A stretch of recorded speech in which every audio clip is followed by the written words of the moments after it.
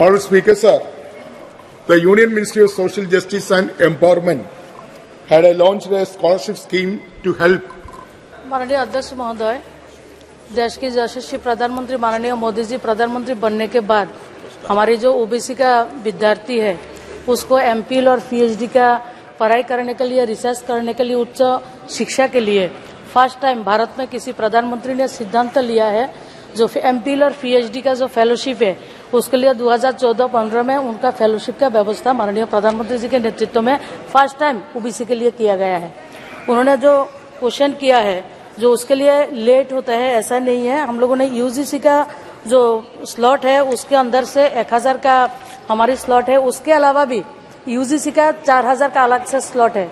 उसमें हम इस साल भी उन्होंने बतलाया यहाँ पे 57 करोड़ रुपया हम लोगों ने उसके लिए अलॉटमेंट किया है। अभी तक जो आवंटित राशि है 51 करोड़ राशि आवंटित हो गया है। ऐसा कोई लेट नहीं होता। हम लोगों ने वहाँ से यूजीसी के माध्यम से जो हमारी national backward class finance and development corporation nodal agency है, सीएनए भी है, 3 दिन के भीतर उस पैसा को, उस फंड को रिलीज करने का व्यवस्था हमारे विभाग से है। उसका लेट नहीं होता, समयबद्ध तरीके से हमको उसका संपूर्ण करते हैं।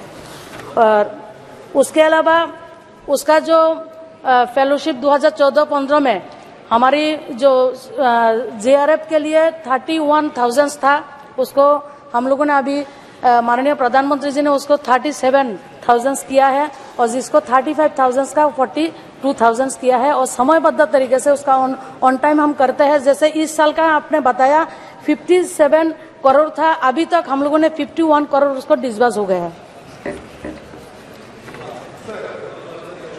If an fellowship amount is very meager, so the students are facing serious problem for getting meager amount of the scholarship and stipend. So I would like to ask Honourable Minister through you, sir, whether the government should consider to enhance the amount of stipend and fellowship for the OBC students. And also, sir, whether the government further consider establishing fellowship for economically weaker section of the general category students. Thank you, sir.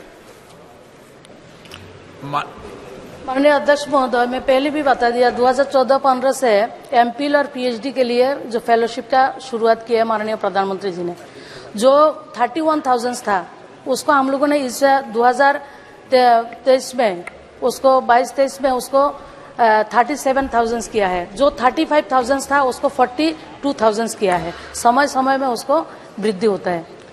TR बालू जी।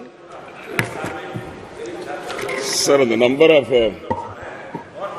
OBC faculties in respect of technical and scientific universities, as far as OBCs are concerned, especially in the case of assistant professor, associate professors and professors, is very meager. It is not even 10%, sir, as of now. Sir, 30 years ago, we have enacted brought an act to introduce 27% reservation. But so far, only 10% we have provided so far. So equally, everybody is responsible. But you say, I want to know what is the reason for that. The reason is because of shortage of PhD degree holders. So for want of PhD, the shortage is still existing.